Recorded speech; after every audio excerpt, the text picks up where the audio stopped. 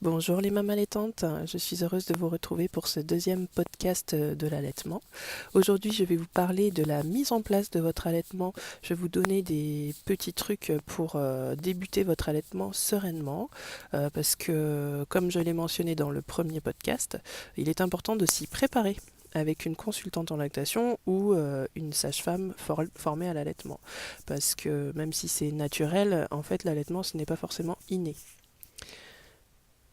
Donc la préparation est vraiment essentielle puisque vous allez apprendre à bien placer votre bébé pour éviter les premiers, on va dire, désagréments, les douleurs et les crevasses.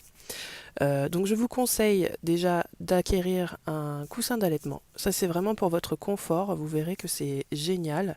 Ça vous évitera de porter bébé à bout de bras, vous serez vraiment beaucoup plus confortable. Et du coup, ça vous évitera tout ce qui est tendinite au niveau des coudes ou des poignets. Voilà. Donc, alors, petit rappel au niveau de la position. Donc, pour la position classique dite de la Madone, pardon, bébé doit vraiment avoir son ventre contre votre ventre, son estomac, si vous préférez. Et donc, en fait, sa tête, ses épaules et son bassin, donc tout son corps doivent être parfaitement alignés. Ce qui est important, c'est que bébé ait son nez au niveau de votre mamelon. Et c'est lui qui va lever légèrement sa tête pour aller attraper le mamelon et donc téter.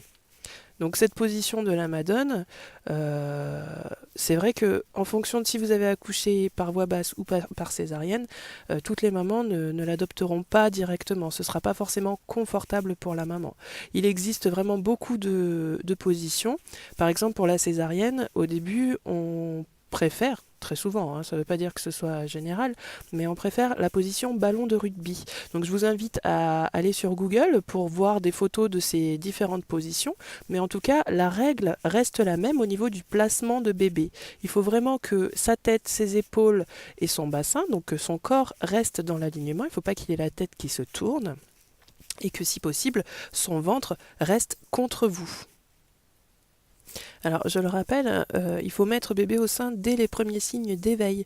Dès qu'il commence à s'agiter un petit peu, qu'il rapproche les poings de la bouche, c'est vraiment très important parce que ça va faciliter votre montée de lait.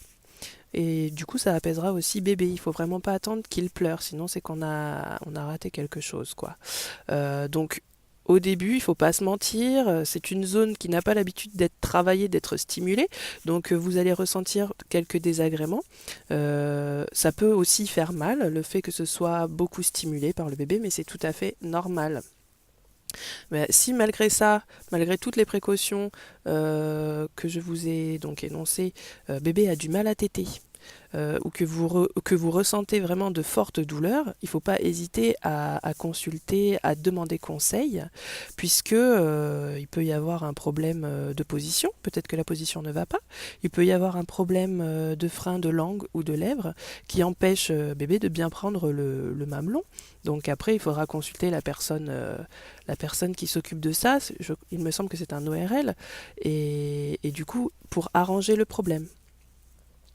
Mais surtout, ne laissez personne, surtout dans cette période vulnérable, quand on est à la maternité, on est fatigué, on est encore sous les hormones, donc on est plutôt fragile.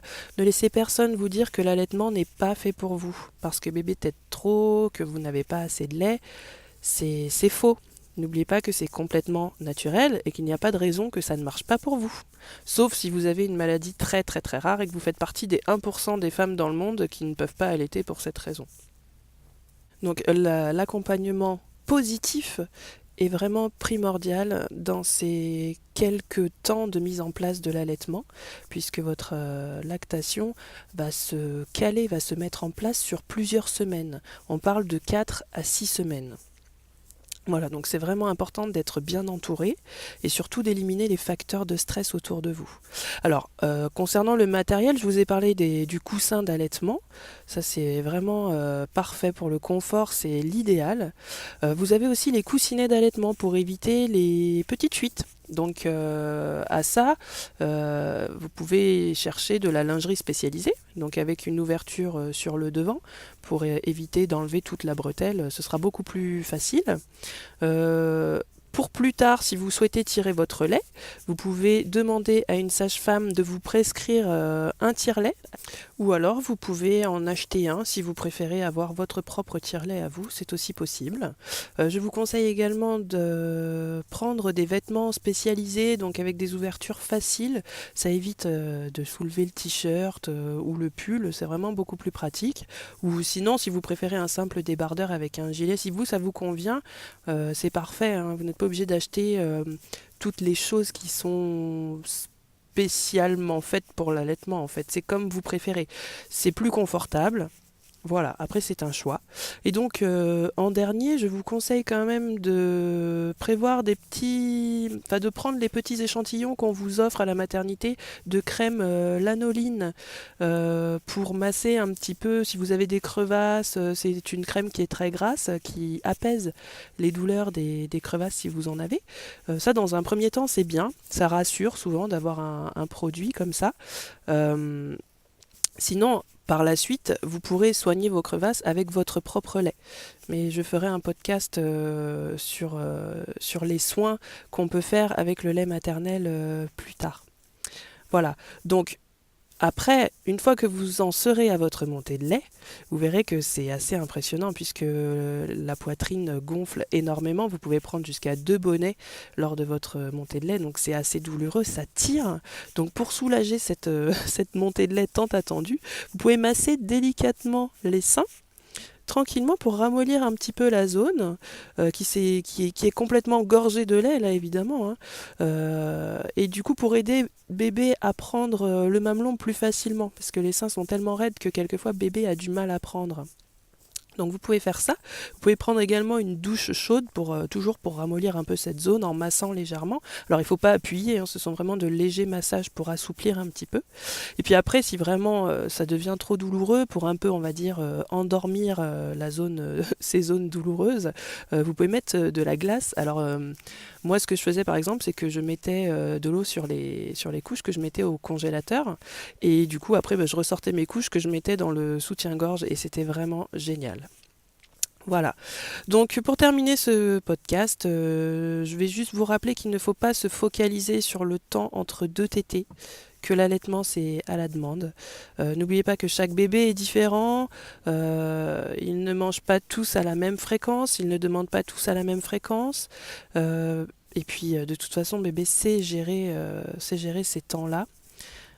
Surtout, dormez quand vous pouvez, essayez de dormir en même temps que bébé parce que ça prend vraiment beaucoup d'énergie, la mise en place de l'allaitement au départ. Reposez-vous au maximum. Et puis, écoutez, si vous avez aimé ce podcast, je vous invite à mettre un petit pouce bleu, un petit j'aime. Vous pouvez commenter, poser des questions dans la rubrique des commentaires en dessous de la vidéo. Et n'hésitez pas à partager si ça vous a plu, si ça a pu vous apporter un peu d'éclaircissement sur les questions que vous vous posiez. N'hésitez pas, je vous en prie. Je vous dis à très bientôt et je vous mets tout plein d'infos dans la barre d'infos. À bientôt!